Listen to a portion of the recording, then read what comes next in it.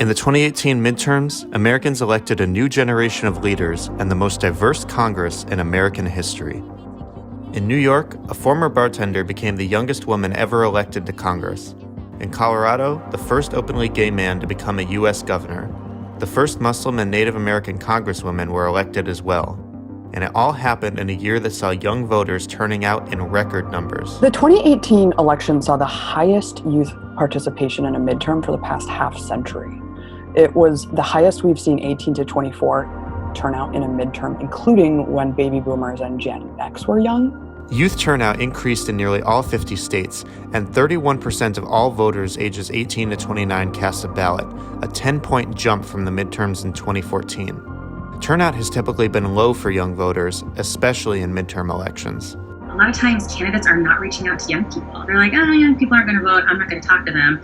But really that's a self-fulfilling prophecy. Young voters are frequently new voters, and our democracy is not easy to navigate. Candidates and campaigns have an incentive to reach out to people who voted before. And so folks like 18, 19, 20-year-olds who've just aged into an electorate in a midterm year are often left off of contact lists or contacted a significant amount less.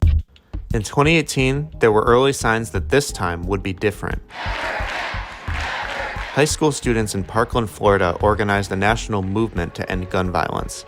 The adults in power who are funded by the NRA, I don't even think we need them anymore because they're going to be gone by midterm election. Teens who grew up online started using social media to mobilize a new generation of activists on the ground. In Wisconsin, organizers met young voters at street fairs and music festivals. They collected tens of thousands of voting pledge cards. The race resonated with students. Democratic candidate Tony Evers was Wisconsin's school superintendent. Republican Governor Scott Walker was running for a third term after making steep cuts to the state's education system. You probably had middle schoolers who witnessed those budget cuts for themselves.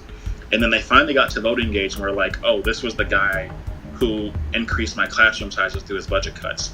This is the guy who made sure that I lost my advisor who helped me get through college. Compared to 2014, Wisconsin's youth turnout increased by more than 80,000 votes.